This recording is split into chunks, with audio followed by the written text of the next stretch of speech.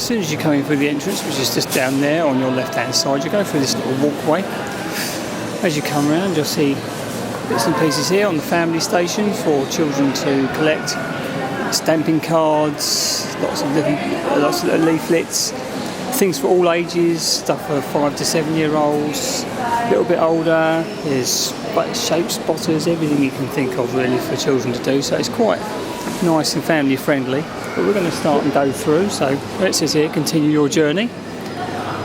Very nice neon lighting and stuff. I do like that.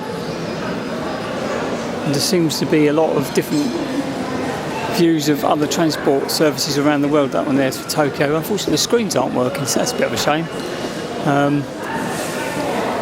As you can see, they've got like a big tube map which is like made up of other countries' stations by the look of things. Some of the screens are working here, so you've got like New York, Paris. This one, actually that one is Paris, that one's Paris. Quite clever actually, very nice and display that. Quite pleased with that display.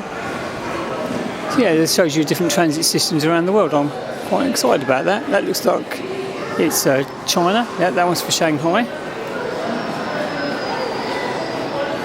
Quite an interesting take. You would expect it to be all about us, but it's not really.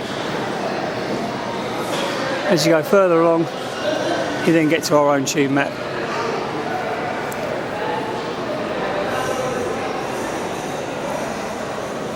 And then you're out to a little bit more of a concourse area. Now, obviously, depends on which way you want to go here. I'm going to go down onto the Untangling the Track section, which is an exhibition that's here for this year. This year being 2019 to 2020. And that's all about the Crossrail project, which went through.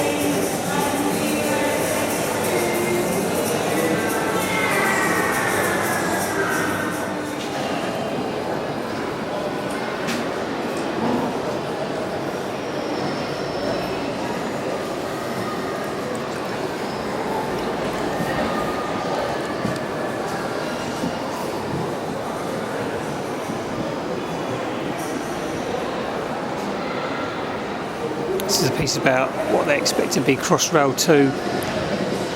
That's another link which they're hoping to get across London.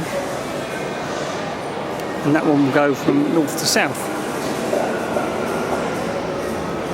Here's a little map of where they expect it to go. I'll just slide down that. Central core of the route is shown in purple. So you're talking about New Southgate down to Seven Sisters, all the way to St Pancras, another terminus at terminal at St Pancras, that would be good. Tottenham Court Road, down to Victoria, Chelsea, and down to Clapham Junction. And then hoping there, I think the idea is then to go a bit further south on that, so it could be quite an interesting route, but I can't see it happening anytime soon. I mean, the original Crossrail's already over budget and over date. Anyway, going back to the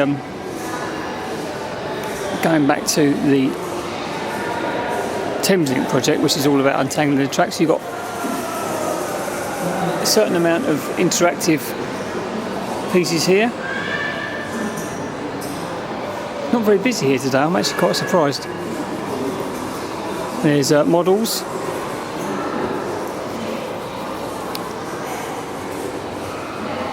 That's the Borough Viaduct, which took it over Borough Market. Quite an innovative project that. I remember seeing something when I went to Acton a few months ago, and they talked about how they managed to put it in over the market without hardly any demolition of buildings. Quite a unique project, and it was done with the help of all the market holders there as well, so a very good community project that. This is Blackfriars Station, with on the top there would be the solar panel roof and the way that's been extended. Again, that's a very nice station to visit and a very important station to have been remodelled for the core of the Thameslink programme. And then of course London Bridge with its sweeping roof line. And I've got videos from London Bridge and also write-ups on my blog, and I'll put a link to my London Bridge station view if you like to watch the trains coming in and out. And this video here obviously shows you a little bit about how everything works in a time-lapse format.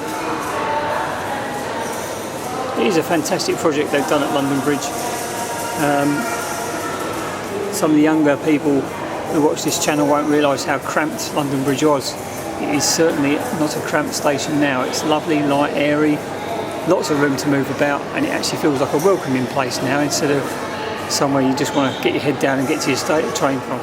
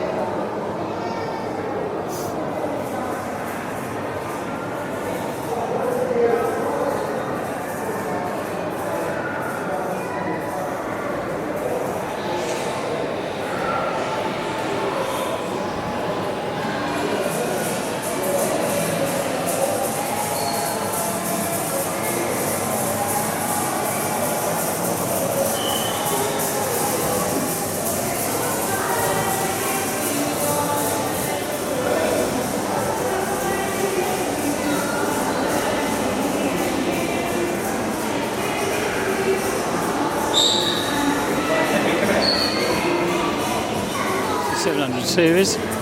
There's a small little board here detailing exactly what the specs are of it. I'll just leave that on screen and you can have a look at that if you wish.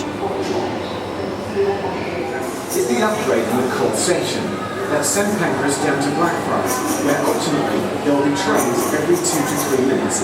That's a turn up and go style service right through the heart of London. The journey though hasn't entirely been on a smooth route. It was widely reported in January 2015 about some severe overcrowding at London Bridge while works were taking place. But what are the challenges has the programme seen? So the challenges on the Thames Link programme, of course, has been the length of the programme and integrating doing something major like that, and at the same time trying to run the railway and get people to where they want to go. There is going to be some disruption. So I think probably one of the things that was a great challenge for everybody was maybe the extent of that disruption. And of course, we all know in our day-to-day lives how things happen. Exhibition. We come into one of the main halls here where the buses are. There's also a black cab right in front of us, as well as a more modern mock-up of a bus, which is basically coming out of the wall, which is quite good. This is a very, very big space. I mean a very big space. That roof is huge. And it looks like there's a mezzanine level up there, which I'm going to look at later on. But I'm going to take you through here.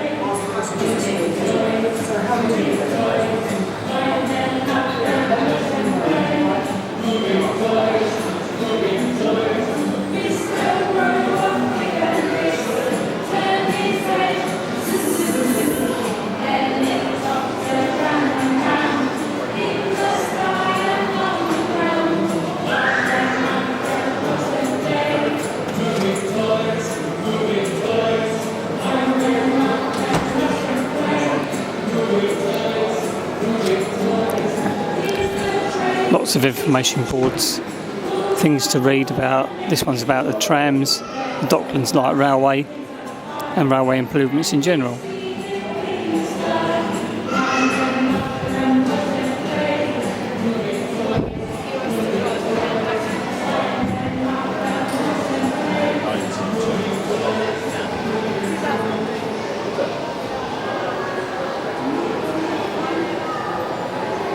Lots of pieces here about the drivers on the buses. Everything here is a very good read. I'm going to take time to read it later on after I finish this blog. I'm just giving you a basic overview of what the actual museum looks like there is obviously a lot to see here, more than I can pack into this small blog. And I would advise anybody to come down here. It's relatively inexpensive to get in. And it's right on Covent Garden, which is obviously a nice place to go to anyway. And if you're coming up to London perhaps for a show in the evening, we're right close to all of the theatres, so it's a nice place to come in the afternoon, perhaps spend a little bit of time in here and go off to have something to eat and then go to the theatre. As you can see, this is an absolutely vast space.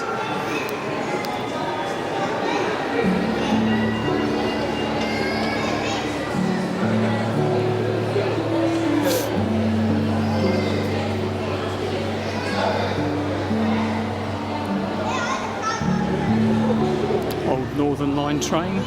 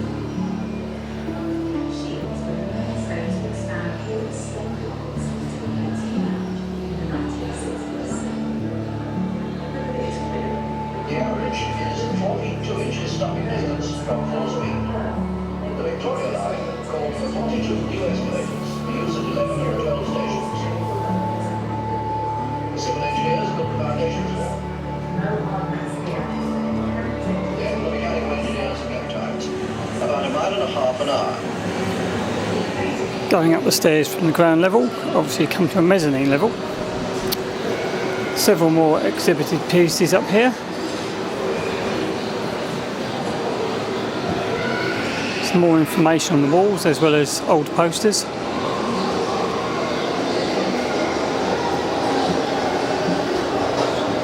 Some more carriages to go and investigate.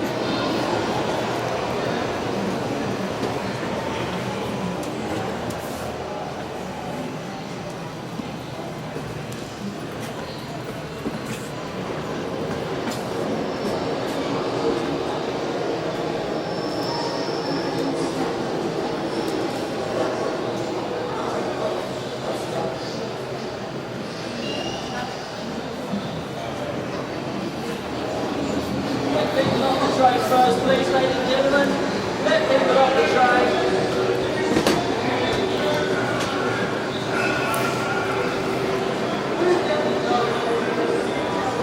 That's a representation of an old driving car.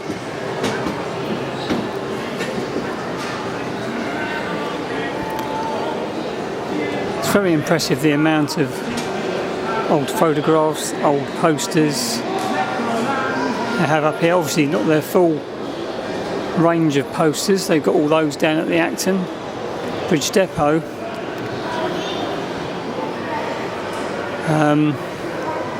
And you can go and see those at various times during the year. They do open them up for public use, for public viewing, sorry.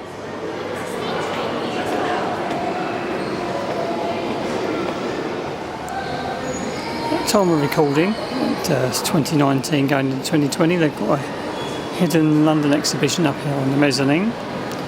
Doesn't look as though you can get into it, but it's got automatic doors. A lot of people are just walking past it, so let's get up close to the doors. And in we go, let's have a little look in here.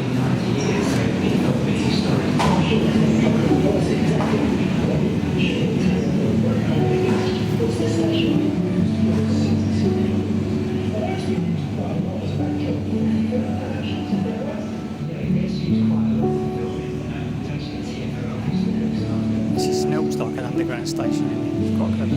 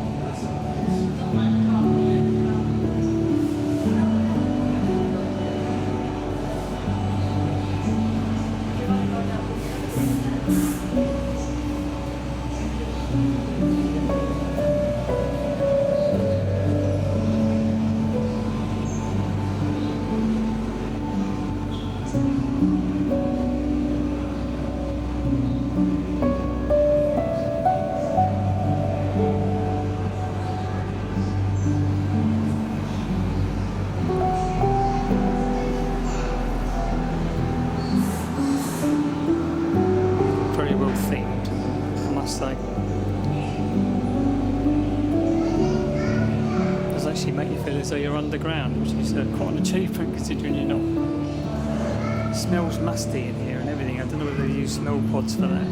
It just smells very musty and old and damp.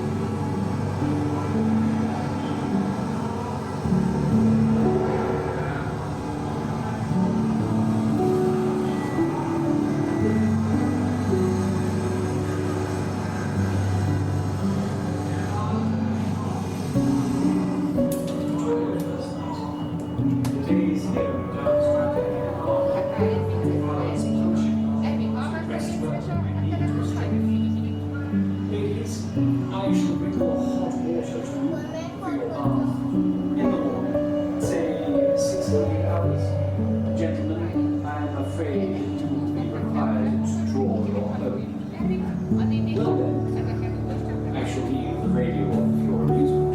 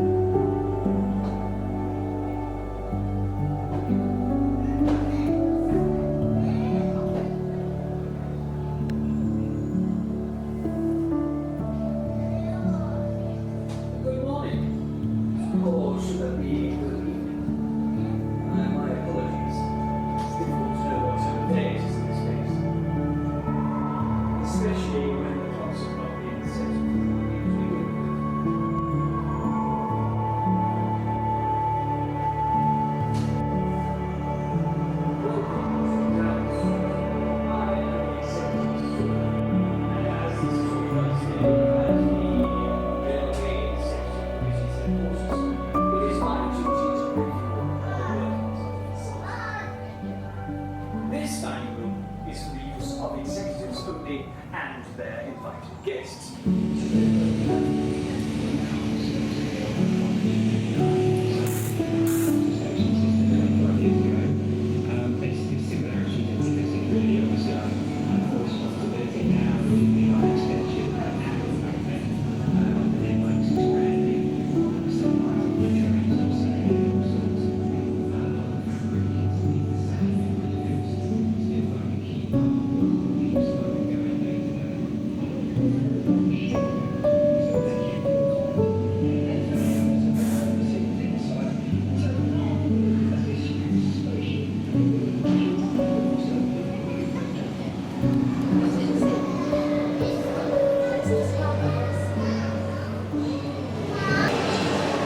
Absolutely fantastic exhibition in there for the Hidden London. It gives you an idea of exactly what you would see if you went on one of those tours. Sights and smells in there, fantastically done. It was a fantastically put together exhibition. Well worth the entrance fee alone just for that. So if you get a chance to come down here, it's well worth seeing. It's on the mezzanine level. It's very easily missed because it's tucked away in the corner. Well, that's it for this short tour of the London Transport Museum. I hope you enjoyed it. It's given you an idea of what is here. Fantastic place to come. It's not massive by any means, but it's packed full of information, packed full of lovely transport memorabilia, and some of the special exhibitions they do, if I get my words out, are fantastic. That Hidden London one at the top there, and if that's it. It's an absolutely brilliant exhibition and well worth the admission fee alone. Yes, if you've got some time and you're in London for, as I said earlier on, if you're here for a show, pop down here in the afternoon before you have dinner. It's a very, very, very interesting insight into what takes you around the capital. Anyway, I'll be back in the next video. Thanks very much for watching.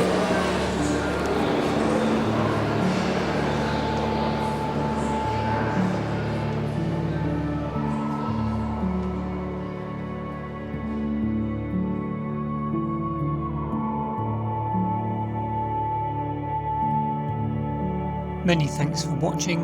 If you enjoyed this, please like and subscribe.